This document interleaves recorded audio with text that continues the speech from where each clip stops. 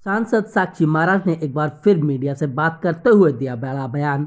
बताते चले, उत्तर प्रदेश की जनपद कन्नौज में साक्षी महाराज मीडिया से बात कर रहे थे।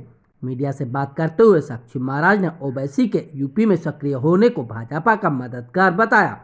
उन्होंने कहा कि भगवान उन्हें ताकत दे। ओवैसी ने बिहार में भाजपा की मदद की, यूपी में करने आए हैं और बंगाल में भी मदद करेंगे। राजनीति में नेताओं द्वारा अभद्र भाषा के इस्तेमाल पर साक्षी महाराज ने कहा कि ऐसे नेता सामाजिक समरसता को ठेस पहुंचाने का काम करते हैं। किसान नेताओं द्वारा सुप्रीम कोर्ट की बात न मानने पर कहा कि ये देश का दुर्भाग्य है। भाजपा के मुस्लिम पक्ष पर बोले कि भारतीय जनता पार्टी सबका साथ सबका विकास के रास्ते पर चलने वाली पार्टी है, जिसके चलते मुसलमानों का भी विकास करने में लगी हुई है। जिला ब्यूरो कार्यक्रम तो कुछ नहीं, अपने संसदीय क्षेत्र से दिल्ली की तरफ प्रस्थान कर रहा था। इन लोगों को पता चल गया, रास्ता घेर लिया।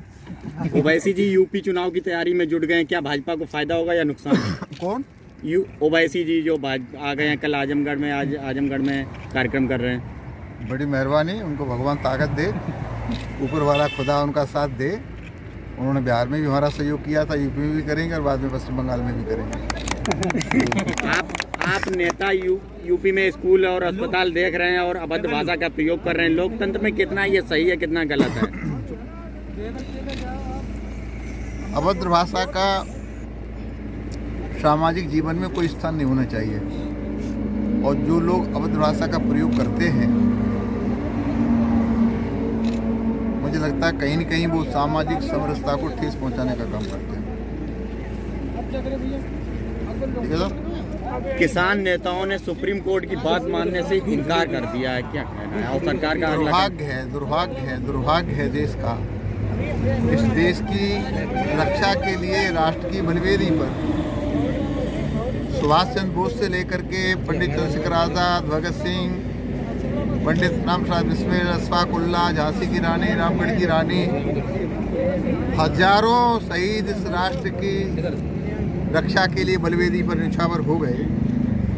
लेकिन दुर्भाग्य से कुछ लोग पूर्वाग्रही, परिवारवादी, जातिवादी, स्वार्थी लोग न सुप्रीम कोर्ट को मानने के लिए तैयार हैं, न सरकार को मानने के लिए तैयार हैं, न संविधान को मानने के लिए तैयार हैं।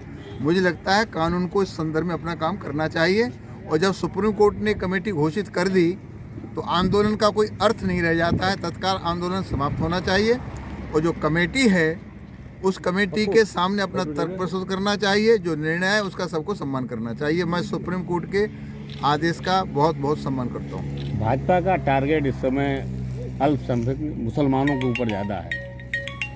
नहीं, भाजपा का टारगेट अल्पसंख्यकों पर नहीं है। भाजपा का टारगेट सबका साथ, सबका विकास, सबका विश्वास। भारतीय जनता पार्टी विश्व का सबसे बड़ा लोकतांत्रिक दल है, इसलिए हमारे भारत के भाग्य विधाता यशस्वी प्रधानमंत्री नरेंद्र भाई मोदी ने एक महामंत्र दिया है, सबका साथ, सबका विकास और सबका विश्वास। तो हम मुसलमानों का भी विश्वास जीतने में लगे, उनका विकास करने में लगे हुए हैं। और मुझे लगता है मुसलमान इस बात को हृदय की गहराई से समझने लगा है। पिछले 65 साल तक हिंदुस्तान के मुसलमान को तुष्टीकरण के आधार पर केवल डराया गया। बीजेपी आ गई तो खा जाएगी, बीजेपी आ गई तो खा जाएगी। अरे हम लोग तो लहसुन प्याज नहीं खाते, मुसलमान को कैसे खाएंगे?